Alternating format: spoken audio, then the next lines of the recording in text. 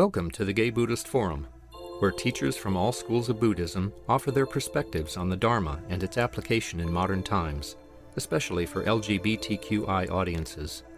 These talks are offered freely to the world and made possible by appreciative listeners. If you would like to support our efforts to share the Dharma with underserved audiences, please visit gaybuddhist.org. There you can donate, find a list of upcoming speakers, or enjoy many hundreds of these recorded talks dating back to 1996. While we're waiting for our speaker to return, we can go around and say our names. My name is Ray Dyer. Mark Philly. Solomon Andrew. Josh Alexander. Randy Davis. George Hubbard. Carl Wolf. Jay Corbett. Judith Katz. Richard Frank. Justin Heck. Ari Lyman. Kay Matsuda.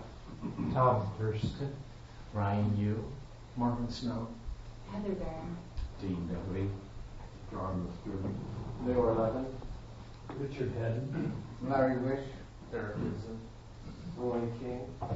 Paul Shepard. Jack. Mike Good morning.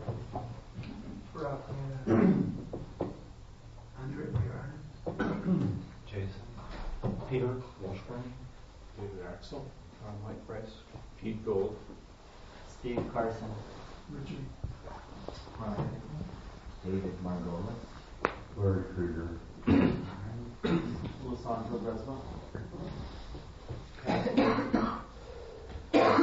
Anybody that we missed? James. Mark McCullough. Robert Franker. Randy Littell. Todd Pope. Anyone here for the first or second time? Great. Welcome. Remind old timers to welcome our newcomers by talking afterwards.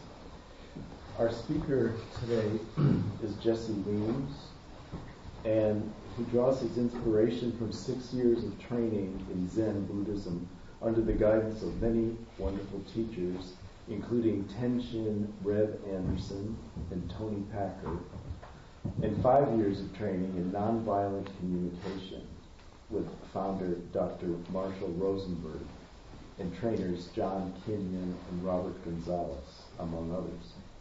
Jesse offers ZENVC, Zen Nonviolent Communication, through workshops, classes, and groups around the country. He is currently participating in LIFE, a 2-year program focused on integrating and embodying nonviolent communication consciousness, and is a student and resident at the San Francisco Zen Center. And I assume you're going to talk to us about nonviolent communication. Yeah, that's good.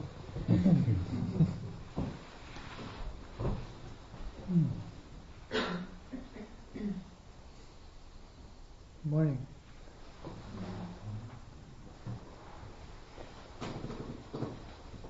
It's my first time in this space. I really like the feel of it. I'm also really enjoying right now the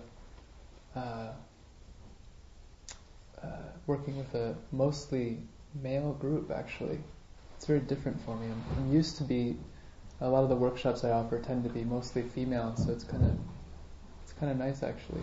Just something I noticed sitting down and with some sort of stirred up something different in me, energy-wise.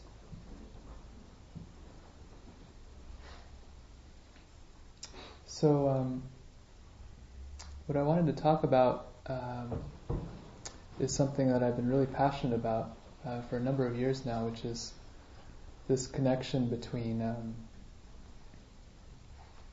Buddhist spiritual practice and nonviolent communication, or sometimes it's called compassionate communication. If anybody at any point has any trouble hearing me, please speak up and let me know. I really want to speak up. Okay. How if I speak like this? How's that? Is that better? Okay.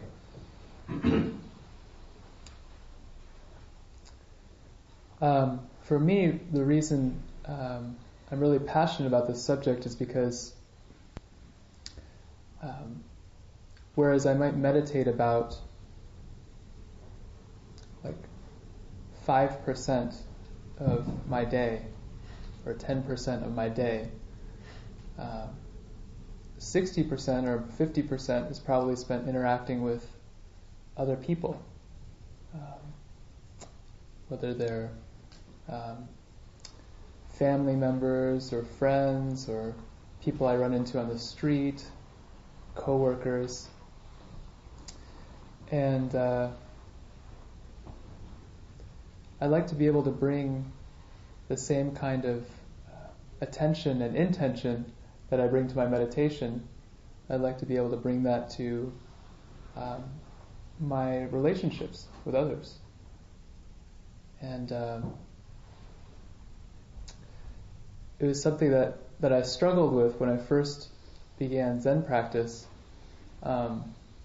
After the initial joy of finding meditation, I immediately ran into the question of, well, how do I do this with other people? After my first 3-month retreat that I did in 2000 at Green Gulch Farm Zen Center over in Marin, I found that I couldn't get enough of Zen practice. I was sort of head over heels in love with it. I felt as soon as I got there, I knew I had come to a kind of home for myself. And I was born and raised in the Virginia, Washington, D.C. area, and I went home to visit my family for that Christmas holiday. And I remember struggling to try to communicate to them what it was that moved me so much about this spiritual practice I'd fallen into.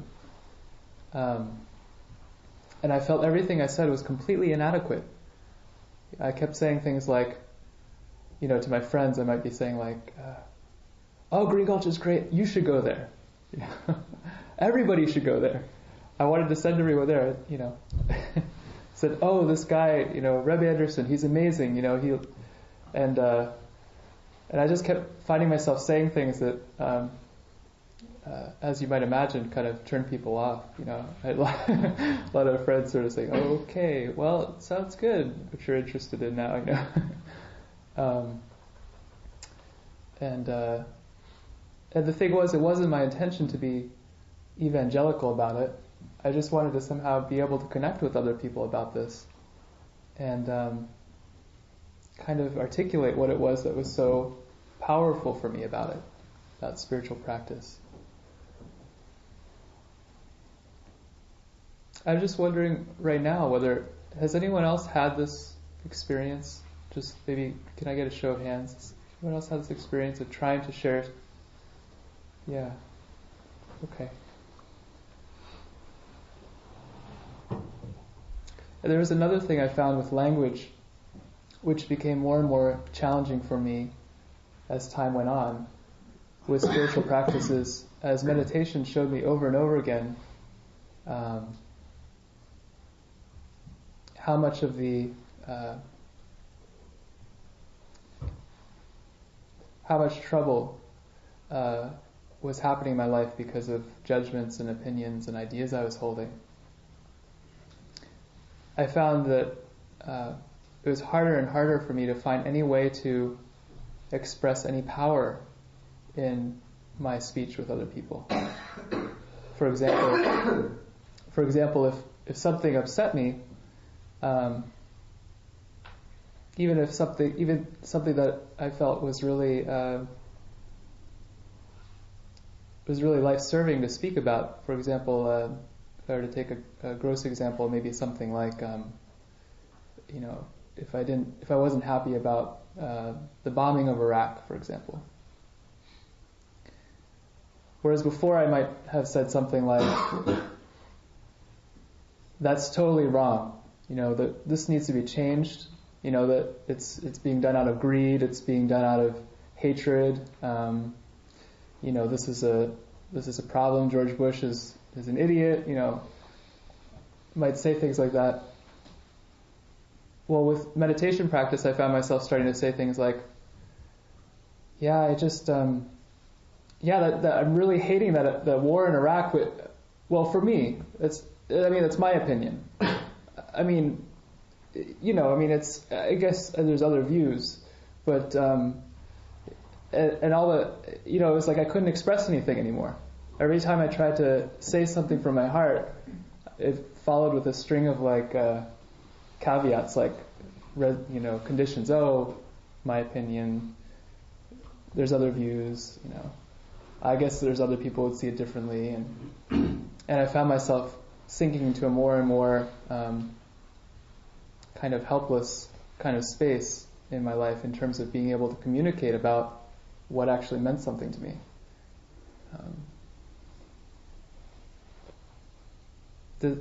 Again, I'm just curious, does anyone else have that experience of having trouble finding an opinion or a voice? Yeah.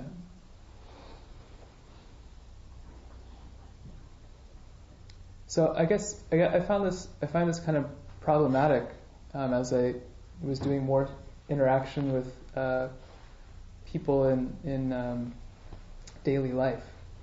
As I was less in the monastery and more in everyday city life.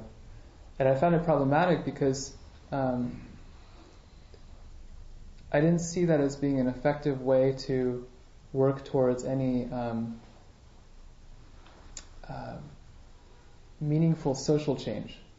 I was finding a lot more happiness within myself, and I could try to encourage everyone to just do meditation. But in my daily life, I wanted to be able to really have a way to connect with people instantly and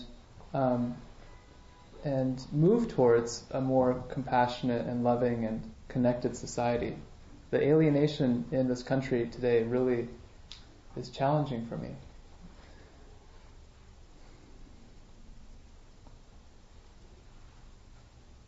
So that's where nonviolent communication comes in for me, is that in it I found a language that cut through a lot of the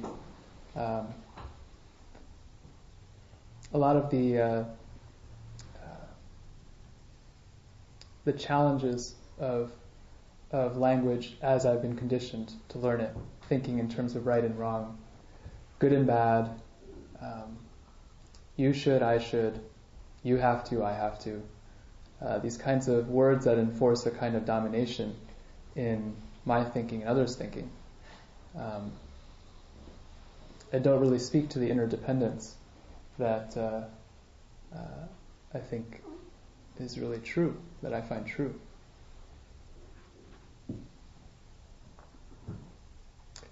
And the one concept that nonviolent communication introduced to me, which I felt was so powerful, and which I hope everyone can leave here today and make use of, is the concept of needs. I'm wondering how many people here are familiar with nonviolent communication, have some connection to it. Okay. So for those of you who aren't, I want to be really clear what I mean by needs. And to do that, I just ask this question, and I'd like to hear any responses that come up, just as you feel moved to say it. I'm curious, if you reflect on, for example, someone you really care about, or someone who inspires you, or a coworker you admire, I'd like to just hear, can you say some of the qualities that you admire in that person? Anybody. Any words that come to your mind.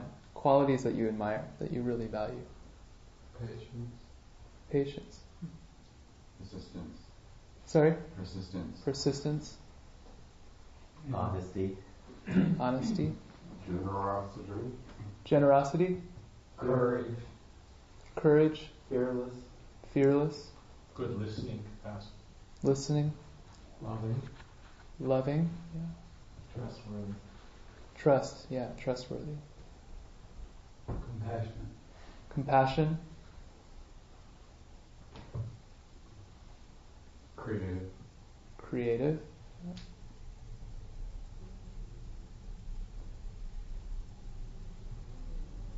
Anything else? Available. Available. Yeah. Open. Caring. Care. Yeah. Integrity. Integrity. Humor. Humor. Yeah. So what I was asking for, these qualities, to my mind, what it brings out is it brings out what it is that all of us, everyone who's human, values. I'm just wondering, is there anyone here who doesn't value anything that was just spoken? Doesn't value compassion, listening, integrity, humor, creativity, openness, patience? Is there any of those qualities that anyone here doesn't value?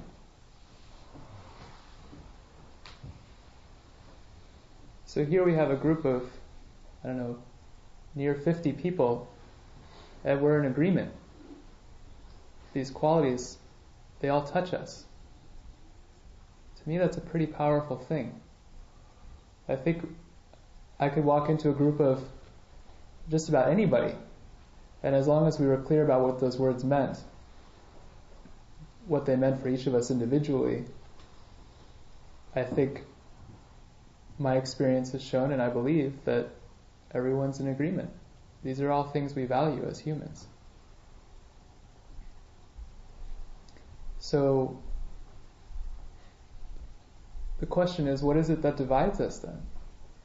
If we all value the same things, what is it that divides us? So what nonviolent communication has offered in understanding that for me is to start to distinguish between the difference between needs, or use whatever word works for you. Needs is what has been traditionally put forth, but however you would characterize those words we just started bringing out, things like courage and integrity and openness, whatever you might call those, maybe values. Needs. What is it? What's the distinction between needs and the strategies we use to try to get those needs met? There's a distinction there. I think as an exercise, I'd like to offer you something, just to kind of get the juices flowing on this a little bit.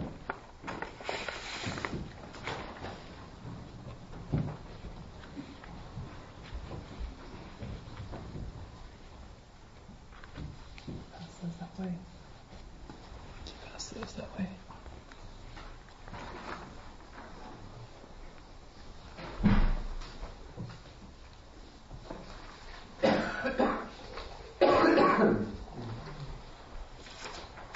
I hope I have enough for everybody, but I'm not sure if I do.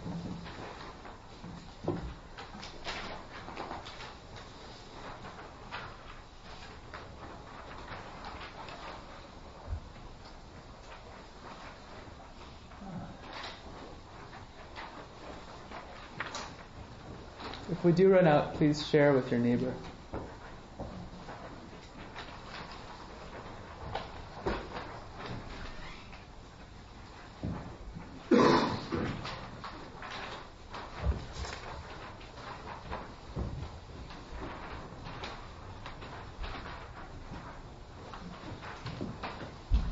So you'll see on one side of those there's a kind of wheel, and on the wheel there's various needs.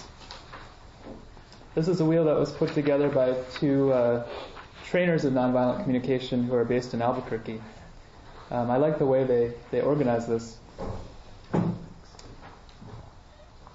They put this together based on the work of a Chilean economist named Manfred Max Neef, who tried to characterize what he felt were the 10 basic needs that people have. And so you'll see those sort of as the large headings in the wheel, and underneath of which are various permutations of those needs. Now what I'd like to do is I'd like everyone to think of something that pains you. Think of a situation, say a long-standing interaction you have with somebody in your life, a family member, a coworker, a partner, friend, maybe not a friend. A situation which pains you, that you've had happen recently, or is very alive in your mind. See if you can call to mind that. It could be something that someone does that annoys you.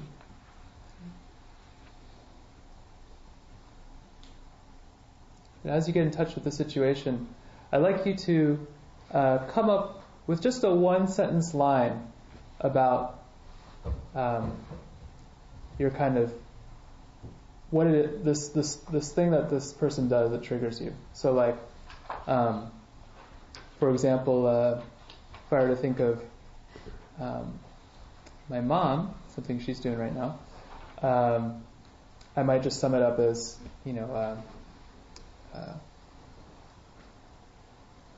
thinking about a situation where she's involved with a litigation on against a stepmother of mine. I might think of the statement of, my mother's being so selfish and inconsiderate. That might be my one sentence encapsulation of what's happening. My mom's being selfish and inconsiderate. The line that just captures all my sentiments in it. My opinion, my judgment of the situation. So see if you can think of a line that just sort of sums up your sentiments on this situation.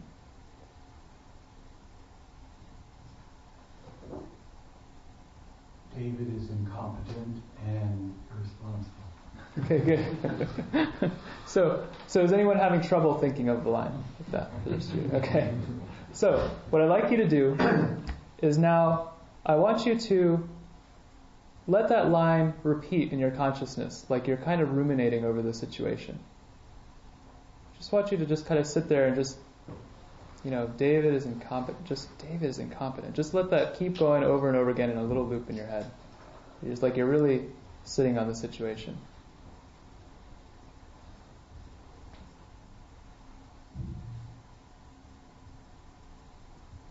And as you do that, I want you to notice what you feel. What kind of sensations come up in your body?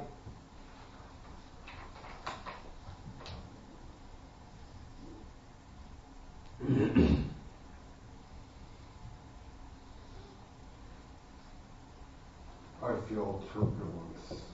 Turbulence. Turbulence Yeah. just builds up.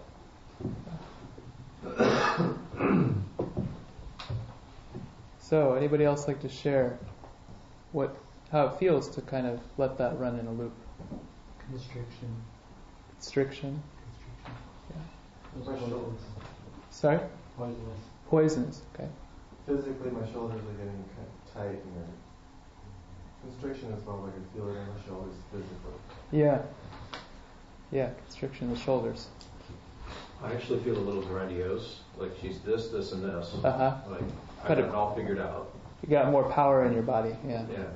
Yeah. Defensive. Defensive.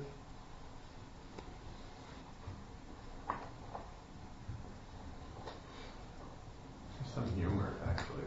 It's Humor? kind of ridiculous. It's hard to believe it. It's hard to believe that Yeah. it's just worked up enough. Yeah. This is, feeling unrealness and other stuff. Yeah. Yeah, so if you can see that, if you have some space around it, there can be humor around it. Yeah. So this is the way I think most of us, most of the time, where we've been trained to go first, I think, when we have a situation that upsets us or pains us.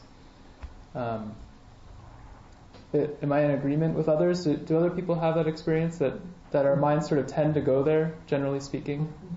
Yeah, okay. So now I want to try something different. I'd like you to think of the same situation, but now I want you to think of what it is that you're wanting in the situation. And that's why I gave you these needs lists. Just see if you can find something on the needs list which is what you're wanting in the situation.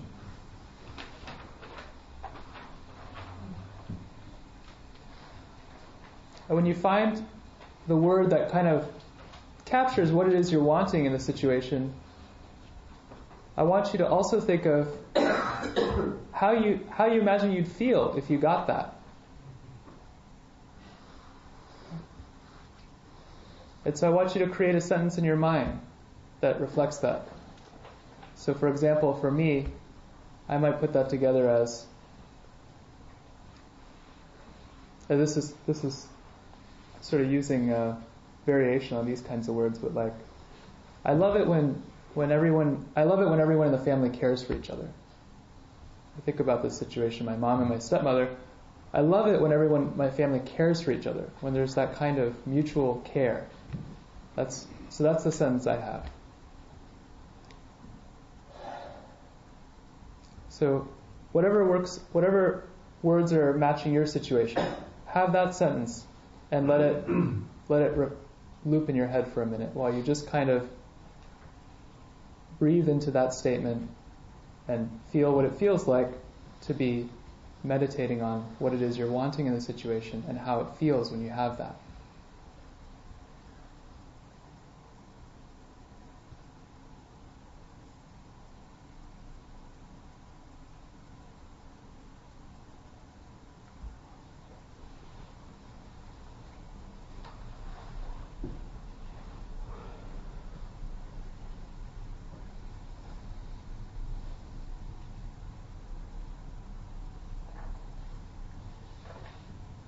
I'd love to hear whatever anyone's noticing about that.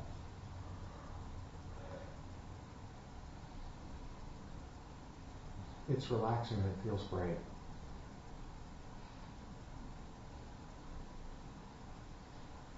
Feels more peaceful. More peaceful. Hopeful. Sorry? Hopeful. Hopeful. There's an inner body warmth which feels connected. Connecting warmth, yeah. Helps me find memories of when that state existed. Helps you connect to how it's been meaningful for you in your life. Those memories, yeah. Relief. It feels like it would move me from frozenness into taking positive action. Yeah. It's like an action place. Yeah. Can you imagine now in your mind walking to that same situation with this energy? Being in touch with what you're wanting in the situation. How it feels. This is what I think of as the power of where we put our attention. In any one of these situations, there's that which is what we bring to the table, what we're bringing to the table when we're interacting with people. And one of the things we can actually control is where our attention is. By putting your attention on what you want, or what you need, what you value, you're taking it off the power of everyone out here over your life and putting it squarely back in center. Notice nothing has changed in the situation you were thinking of. Nothing has changed. That person is still doing what they're doing in your mind, etc. But now you're in touch with, might call the core of the situation.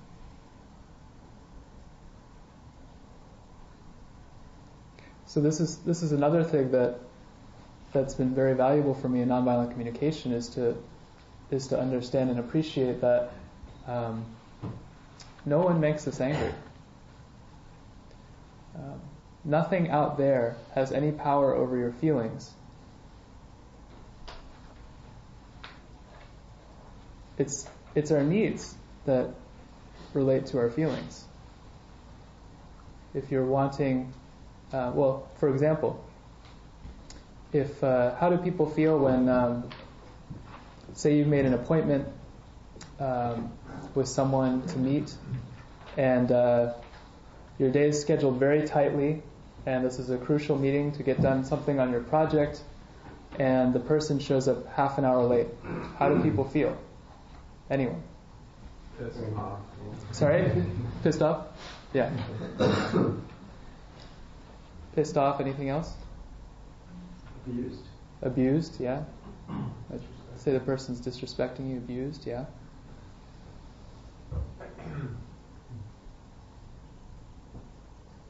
Feel stressed. Stress. Yeah. Yeah, so now imagine the same situation. Tightly scheduled day.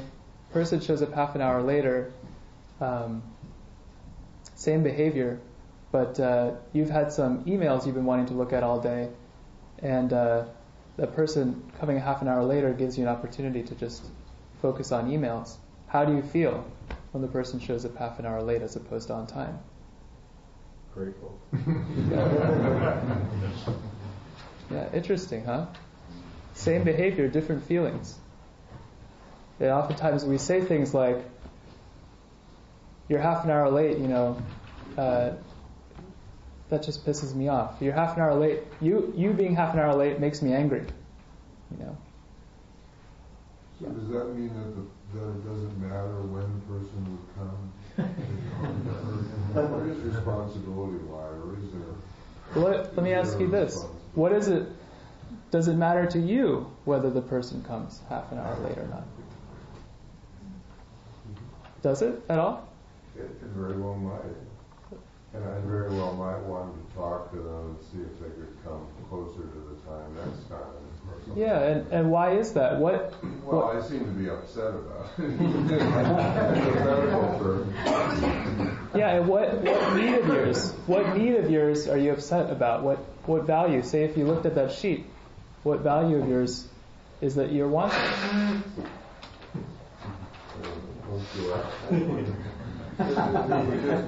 We have certain. That's what I'm wondering. It seems like a lot of the time in our society, nobody seems. I wondered if this gets all mushy with there's no right or wrong or responsibility for anything. Yeah, you want to trust. So if I'm hearing you correctly, you just want to make sure that there's room for responsibility and integrity. Yeah? And being able to have a voice to speak up for what you find important. Yeah. Well, if you want cooperation and mutuality and support in some circumstance, some project that you're doing, and the person continually doesn't show up or shows up late, you still want and need those things. So maybe you would shift, hopefully with no hard feelings or whatever, to work with somebody else, I suppose. Well, let's try it this way. Can one of you or anyone else here give me a situation, a concrete interaction that you can think of which captures this situation? Patient shows up 30 minutes late for the appointment and still thinks they need to be seen, and there's someone else's fault. Yeah, okay. Yeah, so I'm going to incorporate some nonviolent communication technology. All right. This is your patient. So, actually, you be the patient. All right. So, what does the patient say? You just be the patient. Okay. Just play that role. Okay, I'm here for my appointment. Yeah. So in a usual way, what might you say? You might normally say, "You're half an hour late." Well, the person at the reception may say, "Well, you're half an hour late and you missed your appointment. You'll have to reschedule." Yeah, you're half an hour late. You missed your appointment. You'll have to reschedule. I'm sorry, sir. Well, it's not my fault. I mean, there was bridge traffic and I really need to be seen today. I'm sorry. That's company policy. Well, I demand to be seen. I'm paying good money for this appointment, and I need to be seen. I'm sorry, sir. That's just the way it is. Would you like to reschedule? Go get your manager. Okay. So it doesn't get much movement happening, right? Right. Let me give you another scenario. Okay, same patient. Start again. Yeah, I'm here to see Dr. Lasal. I have an appointment. Well, you're half an hour late. I don't know if we can squeeze you in. Excuse me. Well, I mean, the parking is horrible in your building. I couldn't park, and if you had better parking, then I could have. Oh, I'm really sorry. I don't know what to do. I just don't think we can do anything for you right now. I'm sorry. Yeah. All right. Let me see what I can do. Okay.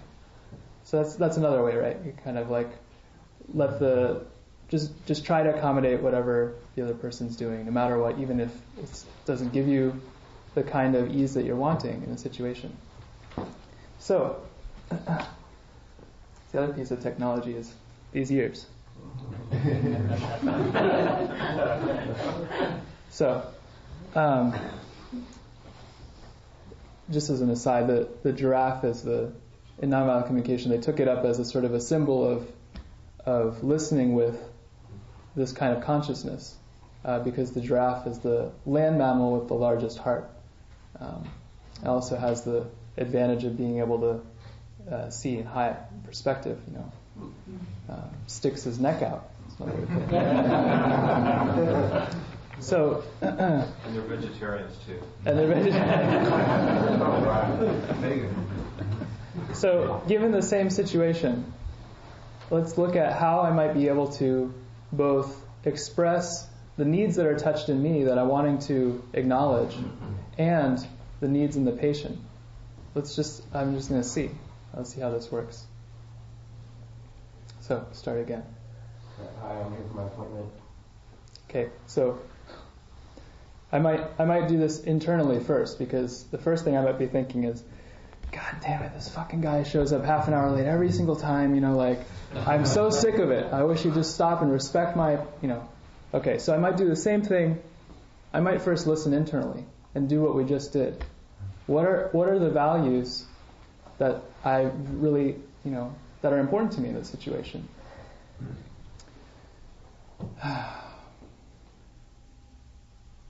I love it when there's a sort of a mutuality. When I really feel that patients are in consideration of my needs and my time, that they have a respect for my schedule, that I work really hard and I need some ease in my schedule, and I just like it when there's that kind of acknowledgement. Like that. Oh, and there's another thing in here. I realize that also I really value being able to really have the time to really connect with each patient. So I'm really offering my full services. That's another value of mine, actually. If I'm rushing around trying to squeeze patients in, then I actually don't feel like I can contribute to the patients as much as I'd like. Yeah, and that's something I love. Okay, great. So now I'm in touch with what I value. I can meet this person. So, you're half an hour late.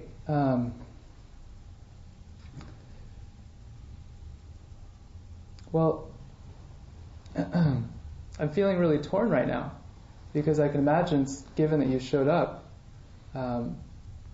you'd really like to be seen.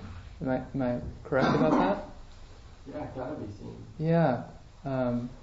I imagine you're really, partially because you're really concerned for your well-being, because this may be the only time you think that you'll be able to see a doctor this week, and you're really worried about your health. Am I right about that? Yeah. Okay. So notice I'm kind of checking in with what I think the values are underneath what he's asking for. He's asking to be seen right now, and if I argue with him on that level, we're not going to get anywhere. It's just going to be push-pull. But if I can connect to what he's wanting, then maybe something can be worked out because there's more space around it. So the reason I'm feeling torn is I'm hearing how much you really are concerned about your well-being. And at the same time, given that we're 30 minutes later than the time that was agreed on, I'm feeling kind of stuck because I really like to spend the time with my patients that enables sort of me to really contribute fully to well-being. Sometimes when I'm trying to cram patients in here and there, I find myself running around and not being able to actually meet the patient in a way that really helps. I'm so busy running around and thinking about what I got to do next, then it's like I believe it's the personal connection that's going to do the most for everyone's health. And so I'm feeling stuck about that, and I'm just wondering how you feel hearing me tell you that.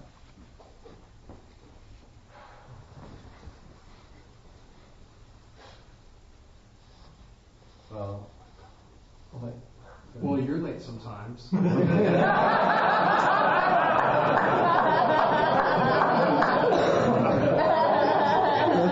Sounds like a true doctor.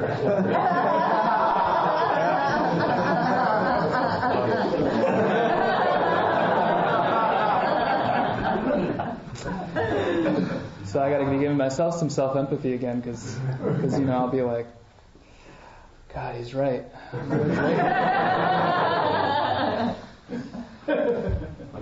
So let's see.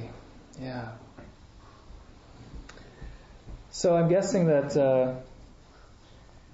for you, there's something about this which is like about respect, that you'd really like some respect for your time, and given that I've been late other times, that you don't want to be taking any of this as, well, since you're half an hour late, you got to go. Is that kind of what you're saying? Mm-hmm. Yeah. And I want you to know I'm really disheartened about all these other times that I've been later than the agreed upon time, because I really value and respect your time as well as mine. So I'm very sorry to hear that you've had that experience. I'd like you to hear me again, though, around this particular moment. With you being half an hour late, I feel really stuck with all these. I have a lot of patients to see, and I really want to give each one the care and attention that I think everyone deserves. And I'm wondering if, given that, you'd be willing to explore with me another strategy for taking care of you. I kind of feel if I squeeze you in right now, I wouldn't be giving you as much attention as I'd like, and the next patient too. And I kind of feel like if I saw you maybe later this week, that I could actually give you more care and attention. I'm wondering how you feel about that.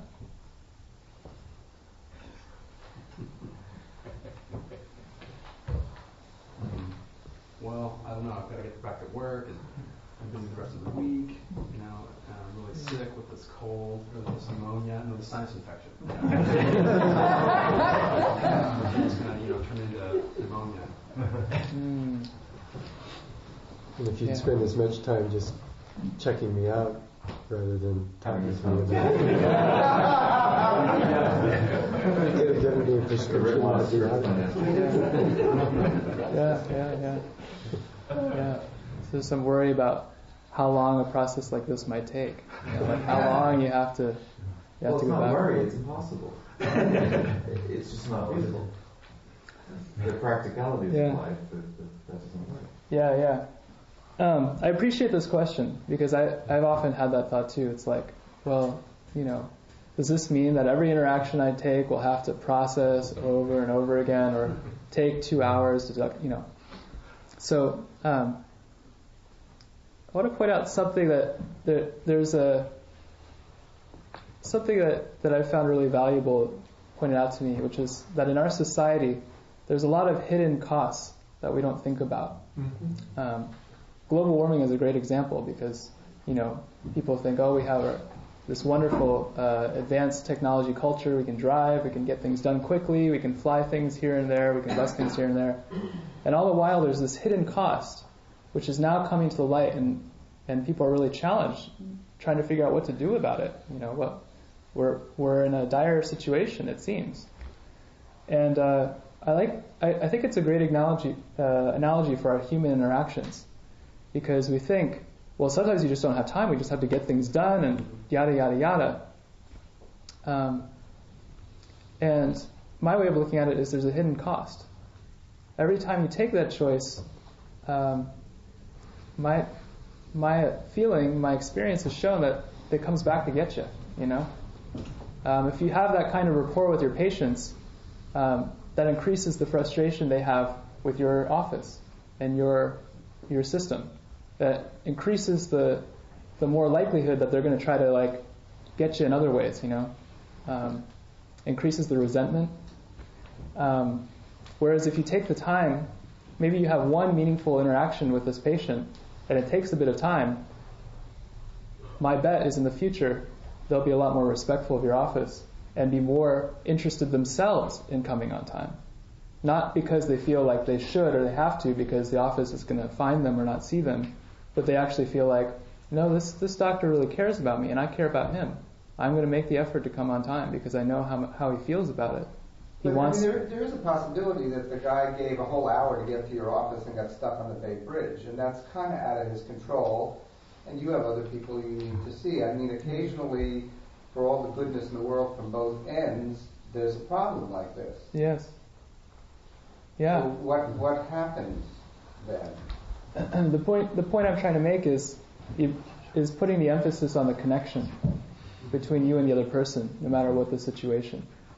It's like we all live pretty short lives on this planet, and are you going to spend your life arguing with people about what they should have done, or whether they're right or wrong for having, or whether I'm wrong or he's right, or I'm right and he's wrong? Are you going to spend your life doing that, or are you going to take the time to connect with the humanness behind each person? Yeah, I think it's less about what the outcome is necessarily and more about the intentions. I'm sort of putting it in my mind next to metta and thinking, well, if I send metta out, I'm going to get metta back. And if I put the intentions of being connected with somebody out, I'm going to get that back instead of continuing to sort of propagate that social construct of disconnect and discord. Mm-hmm. I don't know that there's any guarantee of what you get back. It's you get the benefit of putting it out and living a life that is a meta giving. But if you're dealing with somebody who doesn't do that, or doesn't want to play the speech of nonviolent communication, or just wants to stay angry, you have the benefit of putting it out and you do as best you can, but there's no guarantee you're going to get anything back. Well, we have to start somewhere. I'd like to address that, actually. I'd like to hear an example you might have of someone who you believe wouldn't be interested in playing the nonviolent communication game and is committed to being angry. Someone who's socially, economically disadvantaged, has been screwed around all their life, and is living in horrible housing. So I want to be clear, though. Are you thinking of a specific person, or are you coming up with a sort of an image in your mind of a kind of person? I got robbed in that one. Yeah.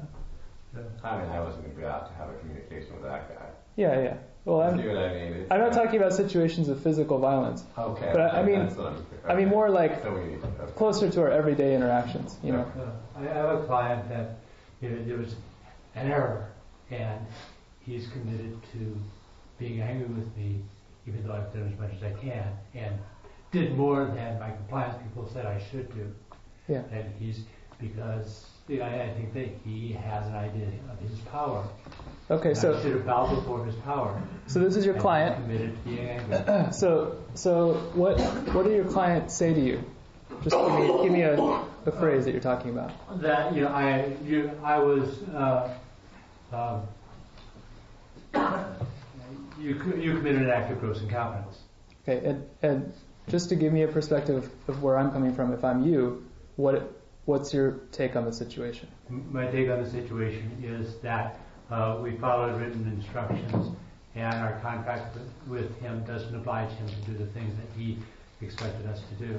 And if I said, oh, we were totally wrong, I would be placing my company in liability for situations for which, according to our written contract, we are not liable. Okay. So, okay, be this person. Give me your line. You committed an act of gross incompetence. You're wrong. I'm going to take this to our attorneys. Okay, I'm feeling kind of confused. So let's take a minute to talk about this, because I have to admit I'm not quite connecting what you're talking about. You were wrong. This was gross incompetence. All right. So I'm seeing that you believe very strongly that I did something that wasn't meeting. I know you did. You should have notified me. If you had notified me at this time, we wouldn't have had the error. I'm out. I couldn't fix it back, mate. And you were wrong.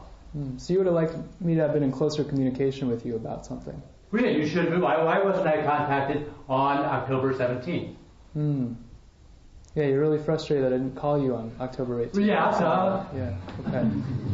Well, I have to admit, right now I'm still having trouble connecting to your expectation of that, because I didn't see that in the contract. You should have contacted me on October 17th. You didn't. Yeah. So I'd like to hear a little bit more about why you believe I should have. That's the part I'm confused about. Because if you had contacted me on October 7th, this trade didn't settle, you should have contacted me on October 17th. I could have fixed it then. And now here it is 6 weeks later, and I'm out this trade. I can't get that security anymore. Out this trade, okay. So if I'm hearing you correctly, there was an opportunity that you really would have liked to take advantage of. Yes, you're hearing me correctly. There is an opportunity that I can no longer take advantage of.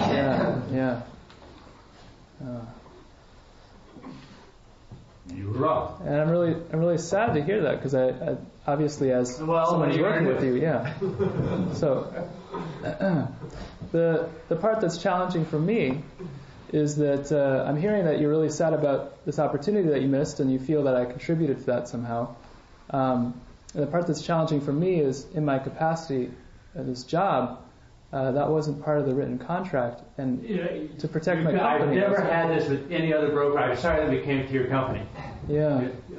You should, you had a trade here. The document said that it was settled. It wasn't settled, and you should have been in better contact with me. Yeah, this really wasn't the kind of experience that you were hoping for with this company. Yeah. Well, yeah, I can see that. In terms of what I'm offering you, that we didn't quite have a meeting on this. That's right. Josie, will you be available for questions after? Yeah. We need to move on. Okay. Do we have a host today? That's me. I'm Cass. I'm your host today. And please stay and enjoy the fellowship of the Sangha with tea and refreshments. If you have some tea, please wash it up. And there's a sign-up sheet for anybody who'd like to be in touch with the Sangha, get the newsletter. It's right beside the Dharma Ball. And we'd request anything, we'd be grateful for anything you'd like to donate to the Sangha. Anyway, contribution to meet the expenses of the organization. $5 to $8 is just recommended amount, but whatever you choose is gratefully accepted. And I guess some people go out for lunch afterwards, so if you're interested in joining them, please talk to me and I'll try to connect you with. Thank you. Are there any other announcements? Yeah, I'm Paul, and Wednesday going in for knee replacement in all space in Berkeley. So I would appreciate your support in your meditations.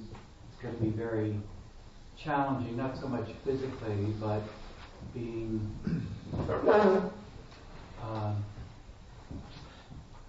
an invalid, basically, and able to walk for a month or so or more. So I appreciate your prayers. I appreciate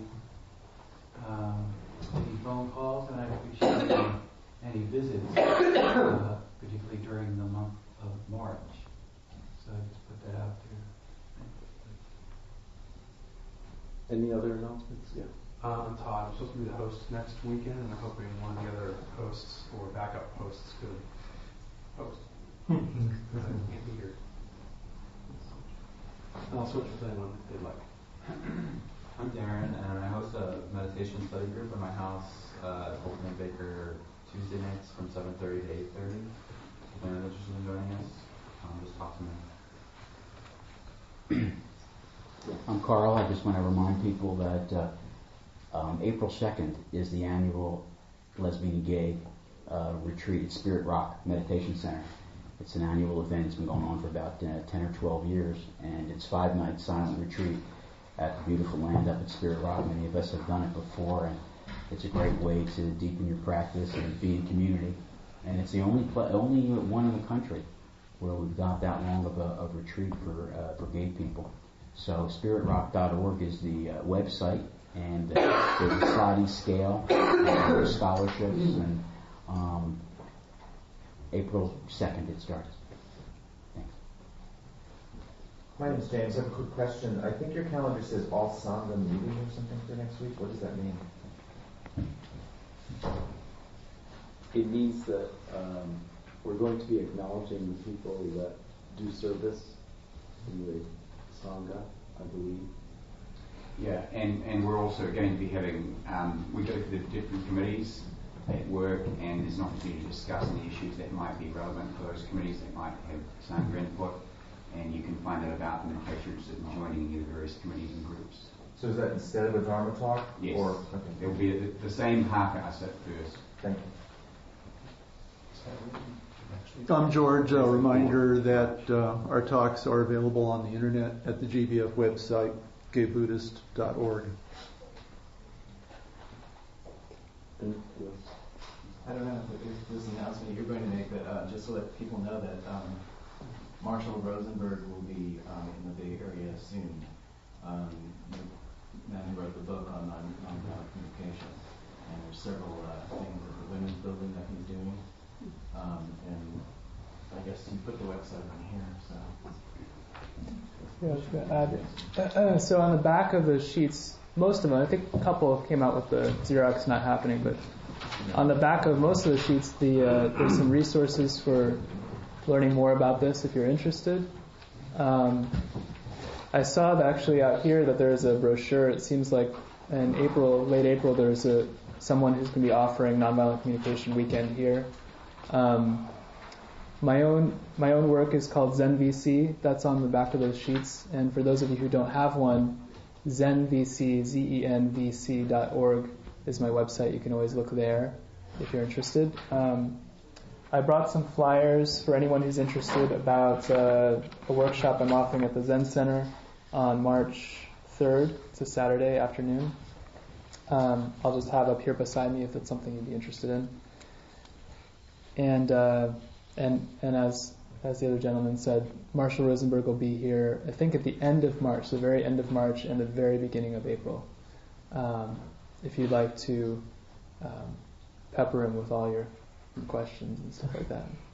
He can probably field them better than I can. And of course I'll be here for questions and answers or to explore other role plays or continue role plays. Great. Any other announcements before we close? Okay, if we all stand.